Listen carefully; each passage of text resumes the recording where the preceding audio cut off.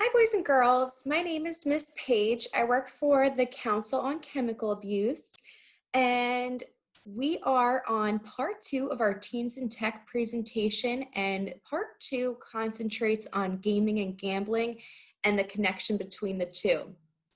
Hopefully you watched part one so that this part two can make sense and align with some of the discussions we already had.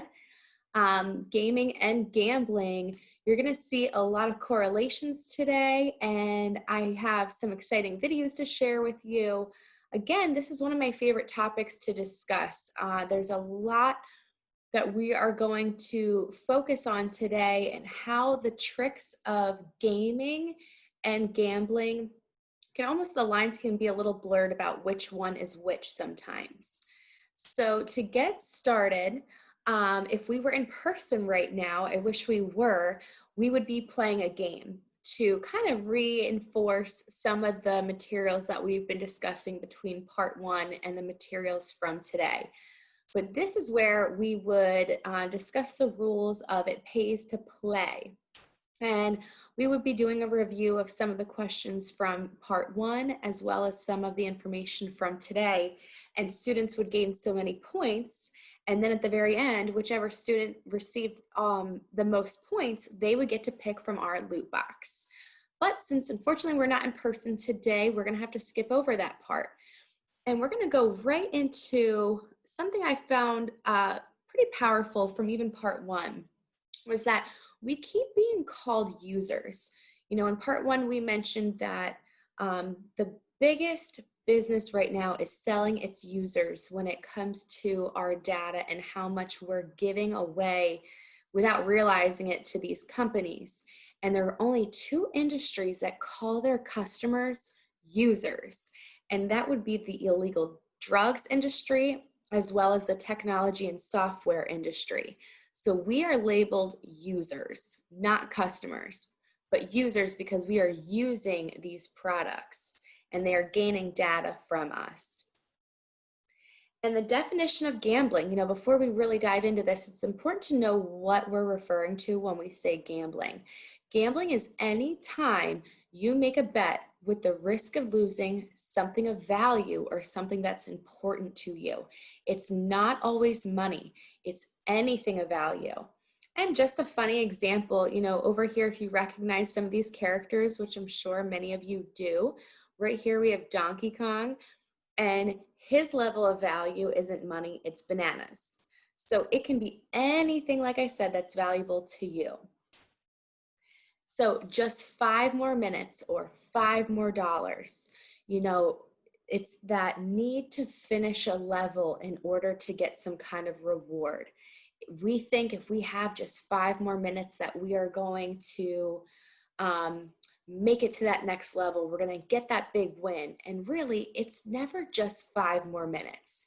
And whether that's 5 more minutes on a game or $5 more in a casino, the point is both of these industries want people to keep coming back for more, and they don't want us to leave.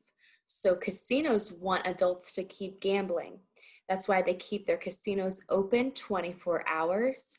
There's no windows, there are no clocks, and you do have to be, usually in a casino, you have to be 21 years of age or older.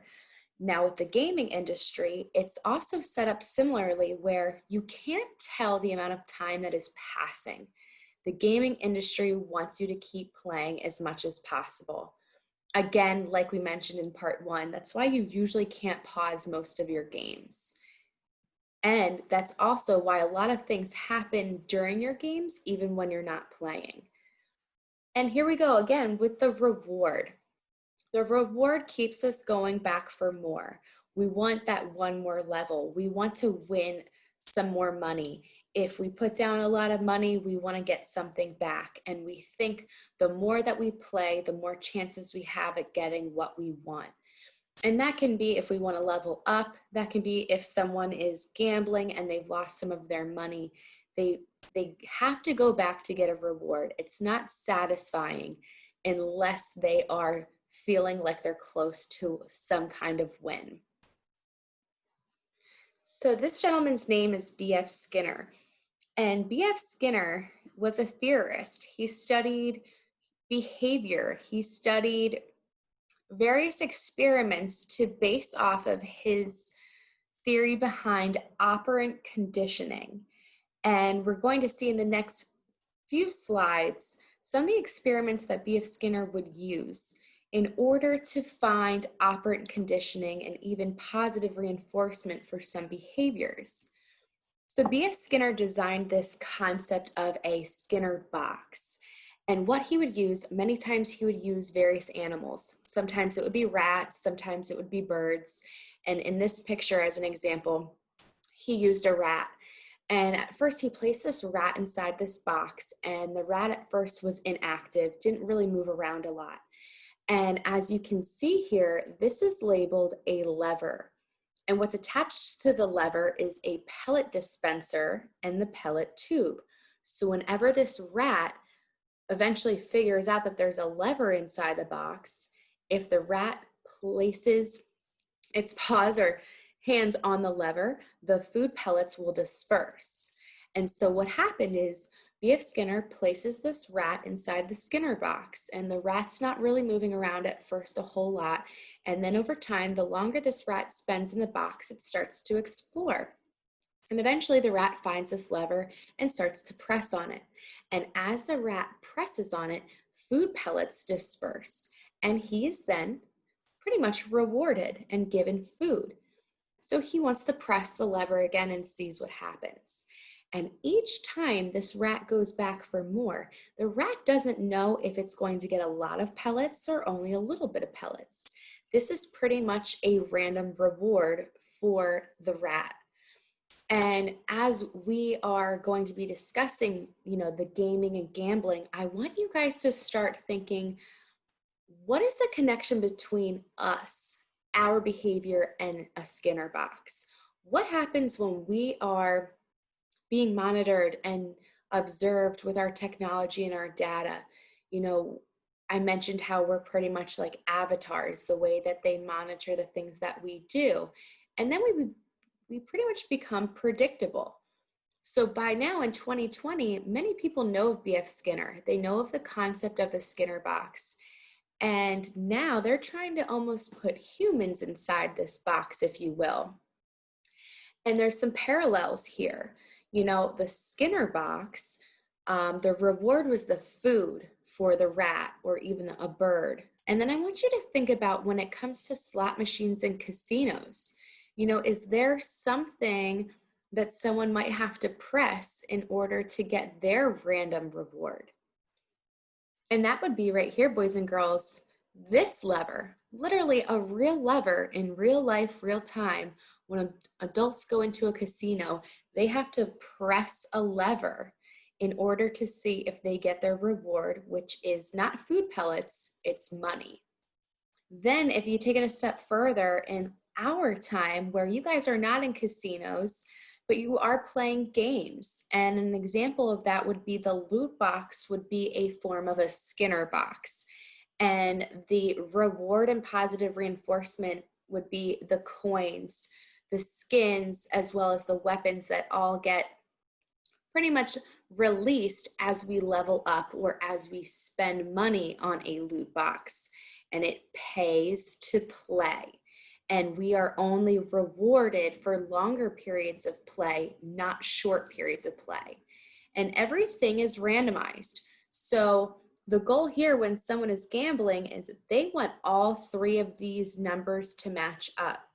And usually what happens is, again, there's no skill involved with gambling. It is all a chance.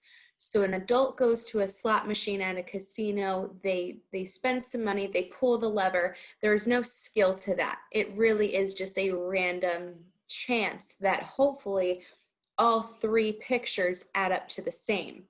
And most times what happens is at least two of them will match up. And then that will gear a person's reward system, and they'll think that they're so much closer to a win, so they keep playing in hopes to win. And these intermittent rewards is what we call it. So again, the rat presses the lever for food. That is time being spent and time for an adult would be pulling the lever for money. So the adult gets rewarded with the money when the teens and young adults open boxes for skins, and it's time as well as micro transactions. So a human building of a Skinner box, our own Skinner box as human beings, the first and foremost step would be to create a world, and that would be what kind of pellets we need. We need levels, we need skins, we need coins, right? And then step number 2 in building a human Skinner box would be we need to be made so that we continue to press and make us press this lever. Well, what gets us interested in even discovering a lever in the first place is when we see that we can win a bonus, or, ooh, I finally got the skin that I wanted. Or it took forever, but I finally got that bonus. And then some of these encouragers, such as keep playing because you will find another bonus over time. How about 5 more minutes? And then hopefully I can get to that next level. When it comes to adults and building this human Skinner box, what keeps them in this box to find the lever is when they almost win, like I just had gotten finished mentioning, or telling themselves that they will win the next time. And then step 3, how can they keep us pressing the lever forever? And that's this leveling up system where it mentioned in that video, oh, if you keep playing, you could win this cool prize. And then you win that prize and it's like, well, but if you keep playing, you'll actually get this better prize. And then you do, and then there's the next prize and the next prize. Another thing for adults even that keeps them pressing the lever is the fact that, the casinos are open for 24 hours. Some of these games we can't pause when it comes to video games. So that's what keeps us going. That's what keeps us pressing our own lever. And to take it a step further, when it comes to loot boxes and keeping us going for more, in terms of gambling and gaming, think about how much money people are spending in order to level up. They don't have to spend as much time winning these levels when they can pretty much buy their way up.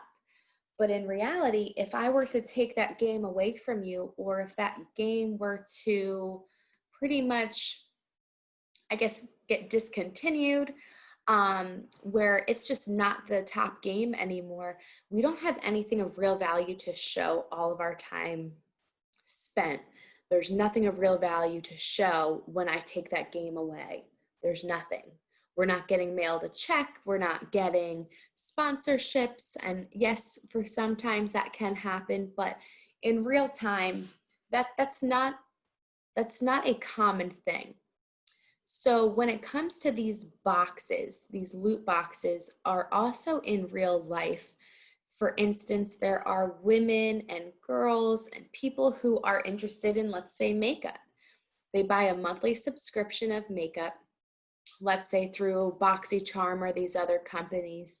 They spend an amount of money on these boxes, which are pretty much mystery boxes.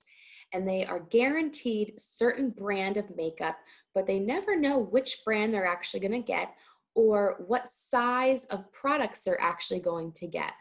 And so each month, or however often they want it to be ordered, they get this mystery box mailed to their home, and they hope it's something that they want and need.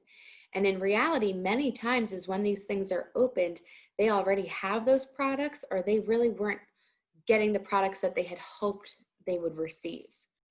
That also happens down here, even with the Apple boxes. You can spend a certain amount of money in hopes that you're going to get the newest iPhone or the newest upgrades. And so you drop some money, the box gets delivered to your house. It has some good things in there, but there's always that hope that this time it will be that big win of that big product that you wanted in the first place. Usually it's that product you have in mind, and that's the reason you subscribe in the first place, in hopes you're going to get it that first time or the second time. We put all of our time and effort into these loot boxes, and it looks like we're winning something virtually, but in person, we are not winning anything other than just bragging rights. So we can't take anything in hand with us after we spent all this time and energy and money on a game. So we can enjoy our games, we can spend some time and some money, but what's really important, boys and girls, is that something that doesn't have real value, really we need to find a way to put things that have real value as a priority again. And what that looks like, we'll take a look in a minute about coming up with a plan and a commitment where we can still do these things and enjoy them, but let's do it to a point where we're not spending all of our time on something that is not giving back to us. Classical conditioning, if you're familiar with the Pavlov dog, where the dog salivates and when it's in the sight of food. And over time, the dog is trained when it hears the bell, the dog receives the food.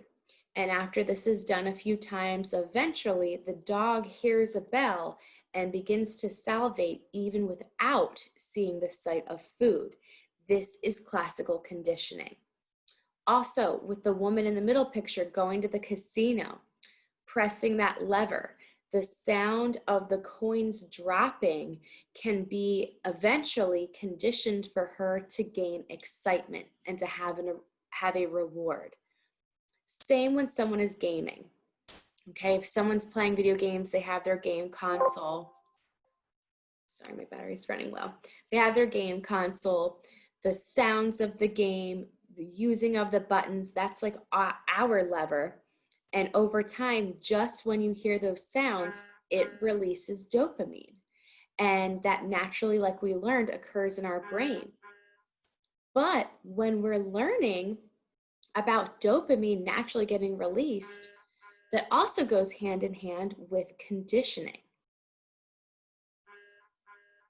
Did anybody hear that? Make sure you guys check your phones.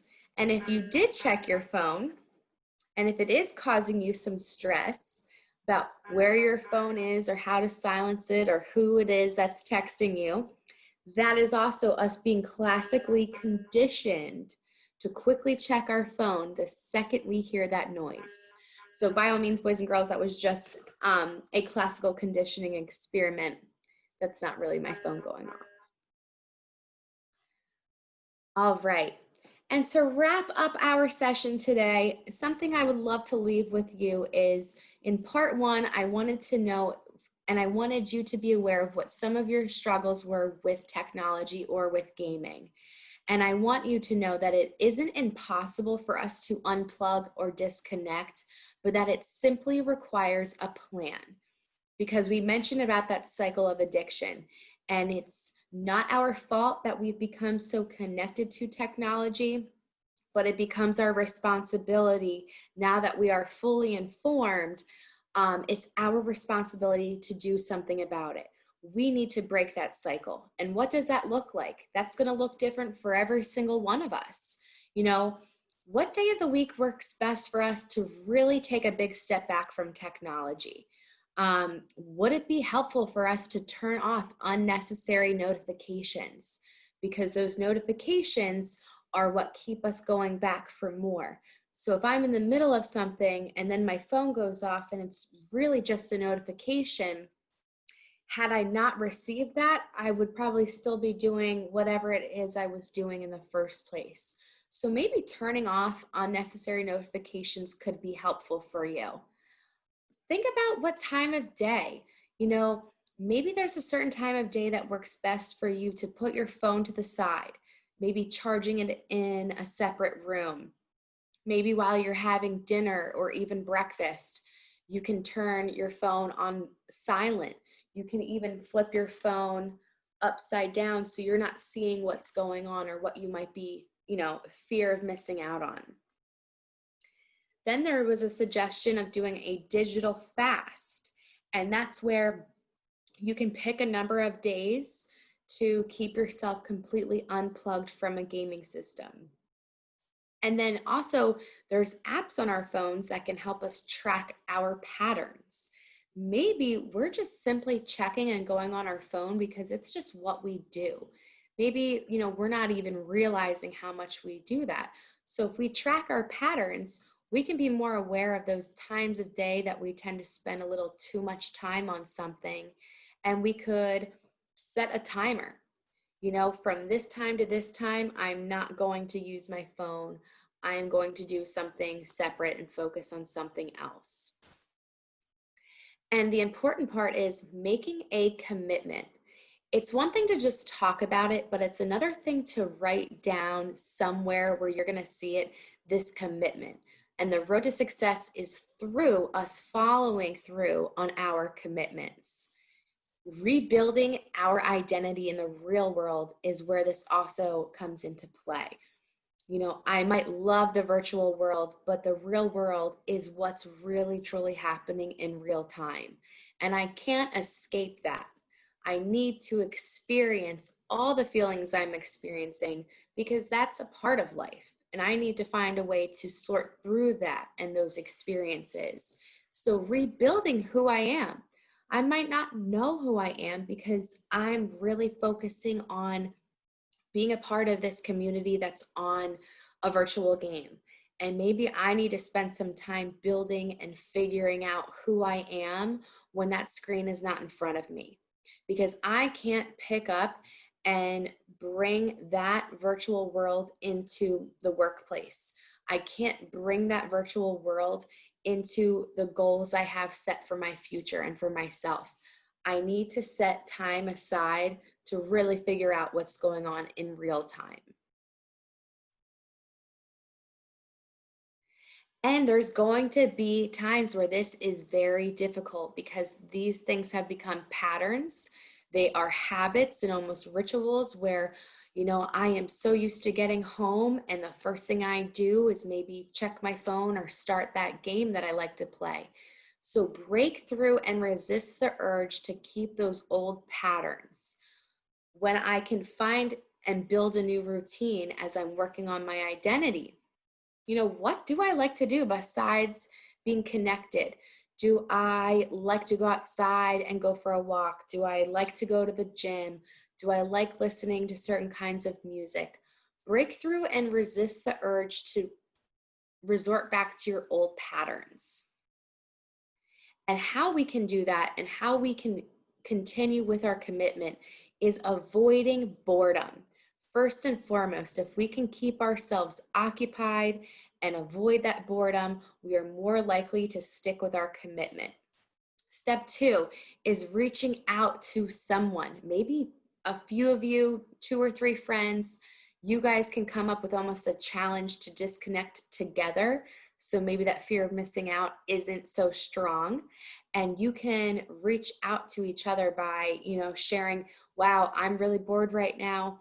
This is a time when I would normally be gaming. What are you guys doing? Do you guys want to come over? Do you guys want to help keep each other distracted for a few minutes because I am this close to starting my game up? And then number 3, reminding yourself of your goal. What is the point of you setting this commitment for yourself? What do you want to get out of it? What are some experiences or some consequences you're trying to help yourself get back on track with? And reminding yourself of your goal, that could be you replaying that in your mind, but it could also be you writing this on a flashcard or a piece of paper and taping it up on your mirror. So that way every morning when you're brushing your teeth, you see your goal. And when something is in your sight, it's more on your mind versus out of sight, out of mind. So these are just some suggestions. I encourage you to, again, come up with your plan, make your commitment, break through and resist that urge to break that cycle. Keep yourself on track, keep yourself accountable, and have a support system to back you up because this is not easy. However, it is possible. And so that is what I have for you, boys and girls. If you do come across questions, please reach out to us at the Council on Chemical Abuse. Our phone number and our contact information is on our website at cocaberks.org. Thank you for your time. Thank you for making this commitment to yourself. And I would love to hear how your unplugged, disconnecting journey is going. So take care, and I hope you guys have a great rest of your day.